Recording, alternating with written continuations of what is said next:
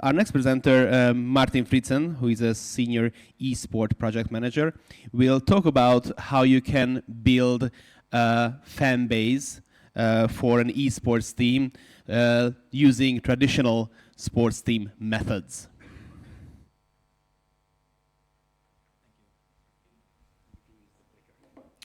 All right. Thank you so much. Thank you for Oliver. I'm not sure he's here, but the Hungarian Esport Federation for having me in this beautiful city. I was here last year as well. I love this conference. Right. So just a few words about me. My name is Martin. I'm from Denmark. I founded what is now the biggest esport club or division inside a sports club in Denmark. It's called Sørby Esport. You have to be a member, like a paying member, to be part of this esport division. So we have 375 paying members right now. That was back in 2015, and then a few years later, I was hired to be the project manager for the national sports organization. It's called DGI. We are working with sports clubs all over Denmark, and we help them build sport activities. So I'm the project manager for helping the sports club build esport activities. Back in 2017, we had 10 sports clubs offering esport activities. Now we have 138. We have a national league, just like we discussed earlier today. We're educating esport coaches. We have more than 1,000 esport coaches been through our esport coach education. We have more than 3,000 players as a part of the national league. We have schools, sports clubs, boarding schools, universities, grassroots, communities. So esport is blossoming in Denmark. We have a national esport federation, which is over 10 years old. I'm not sure we're doing everything right, but it sure is a lot of fun. Then I wrote 2 books. One book about grassroots esports, how to build a grassroots esport organization. And then this year, a book about how to fund it, how to actually build sponsorships and attract partners and work with fundraising.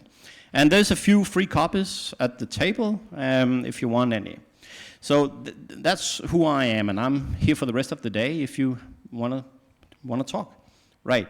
So I was asked if I could just give a few ideas on how sports clubs can build fan bases in esports, right? But I'm going to just give you a few ideas on what have worked and what is working with the sports clubs that's actually having success with esport activities. It can be sports clubs who are rather professional, right? It can be the biggest football clubs we have in Denmark. How are they engaging in esport? Most of the football clubs in Denmark actually have esport teams, primarily in FIFA, but we also see sports clubs having a lot of teams in Counter-Strike and Fortnite and League of Legends and Rocket League and Overwatch and all of these other games, Hearthstone as well.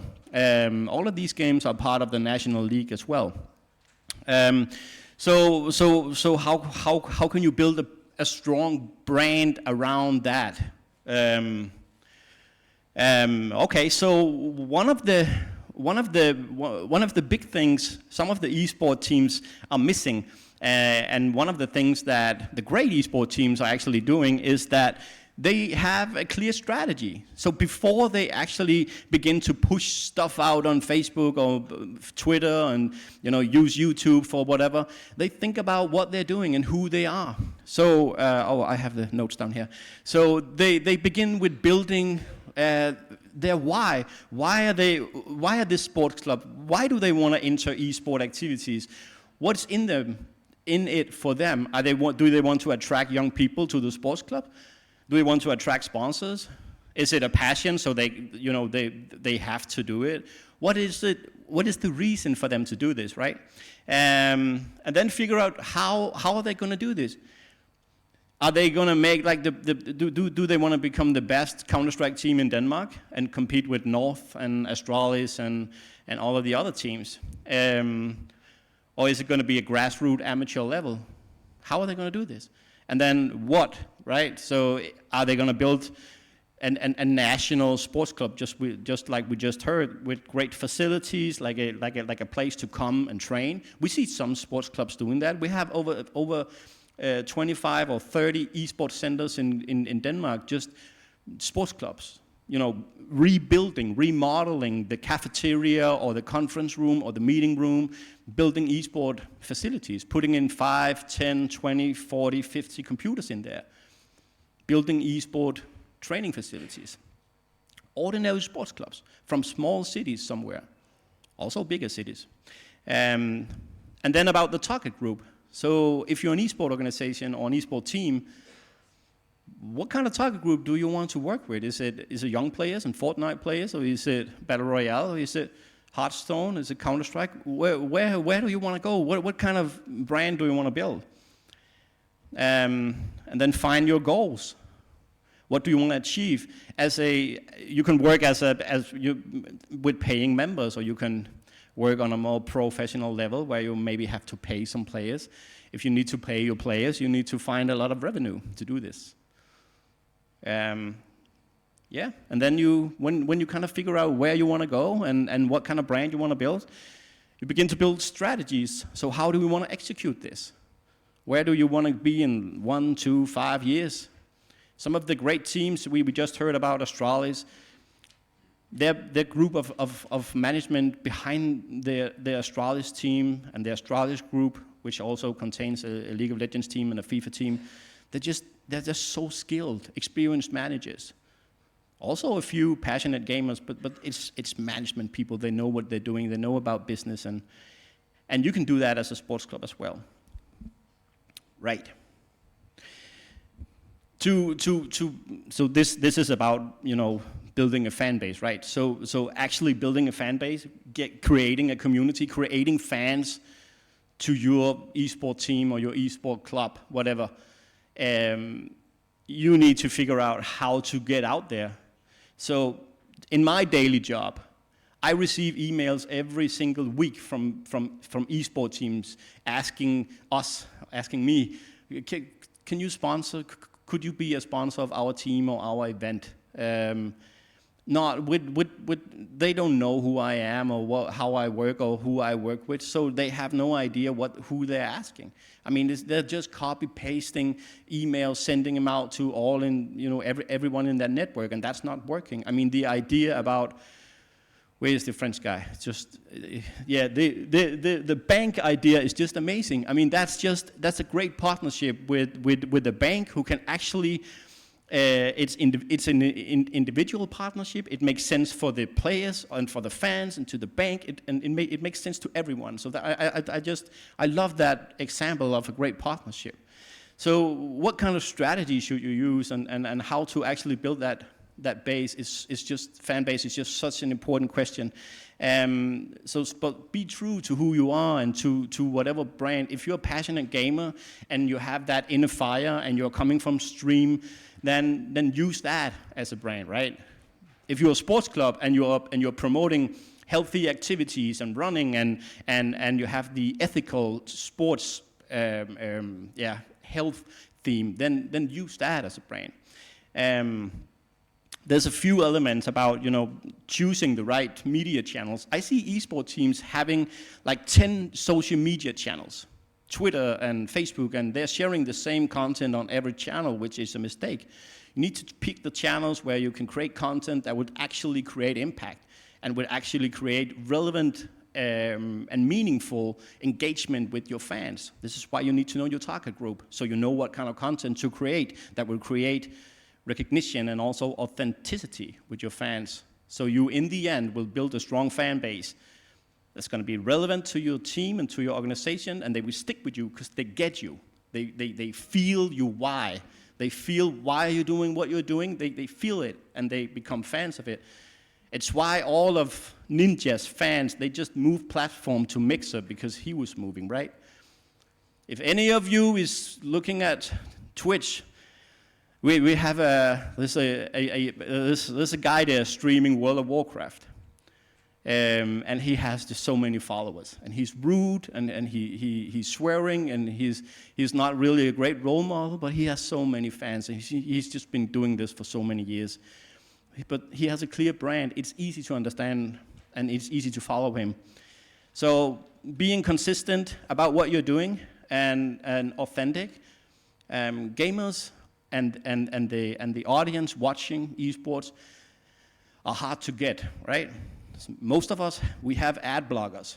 Maybe we don't. I don't watch Flow TV. I don't look at the local newspaper website anymore. I don't.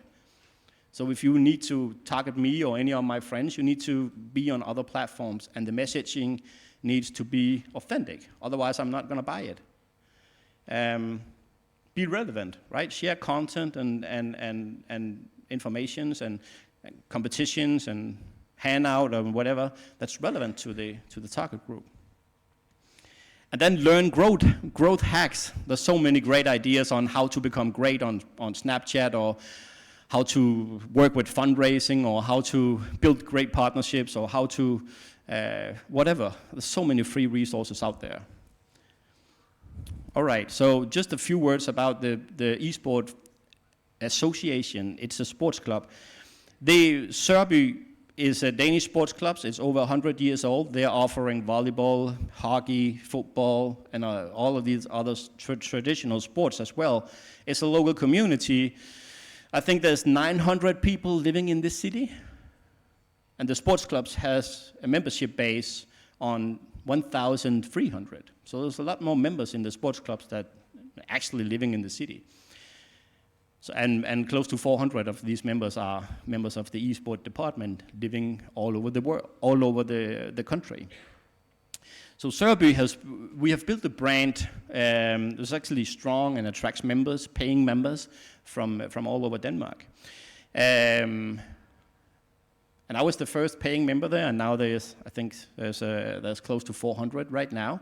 We went from 0 to 100 volunteer people working with as coaches and team leaders and as just helping out. A lot of practice and matches is online, but we host 2 or 3 or 4 offline events, boot camps, where we have between 150 to 250 players in that weekend. We went from 0 to a 6-figure euro sponsor revenue within the first 6 months. And then we just opened up in this spring a local esports center where the players can come and practice and play matches as well on the local football stadium. So that's like that's how we that's the journey we went on for the last 2 years. I stepped out of the management of this association when I got the job at DGI, but I'm helping out as good as I can. But this is just an example on sports clubs actually building a great fan base and a great base of players. Time is running out. So what are they actually doing right now? So they use Facebook, they use Twitch, they use YouTube to reach out to their fans. And they have a plan with most of whatever they're doing. And I think that's the biggest learning here, to actually have a plan. So this is a post on Facebook where they are opening up practice, and they're opening up a team to adult CSGO players. You have to be plus 18, right? They want attention to the esports center, and they want attention from new members by doing this. This is from a boot camp. This is also a Facebook post saying thank you to the members who's actually joined in, show what we're actually doing. And this post is attracting new members and new sponsors, because sponsors can see that, okay, here is a sports club actually doing something. This as well is just a screen, but it's actually a video. But this is saying that we're opening up a new department in Fortnite. Just come have a visit. You can see if you like it. Just you can become a member if you want to. It gives attention to the center, attention to new members, attention from parents as well, and it shows them what they are doing. Same here. This is from the opening of the esports center. It's the same, but the idea about this is that when you show what you're doing and you show authenticity, the fans will begin to understand and will begin to follow. Whatever activity we did, if it was a boot camp or a practice or whatever, when we show pictures, and this is the secret, when we show pictures, we help the players to get profile pictures, team pictures. They share it on Facebook and on social media. So this will boost the sports club and build a stronger fan base, because the logo will get out there and the name will get out there. And there's even a greater secret is when you invest money in actually having pictures taken with your players and whatever activities you're doing in your esport team or your esport organization, and you share those pictures, media will use them. Because media don't have esport pictures. They have traditional pictures, or they can buy esport pictures from, I don't know, a stock, Shutterstock or whatever. But having actually a photograph taking pictures at our events, it made our sports club and the logo with the blue bull the most used pictures in Denmark about esport for the last 2 years, and that's just boomed our membership base. So create a brand that others wants to become a part of. You need strong management. You need some skilled team members. You need quality activities, just like we heard before. And you need heart, soul, and passion in everything you do. This is a picture from the last boot camp. This is me. Thank you for listening.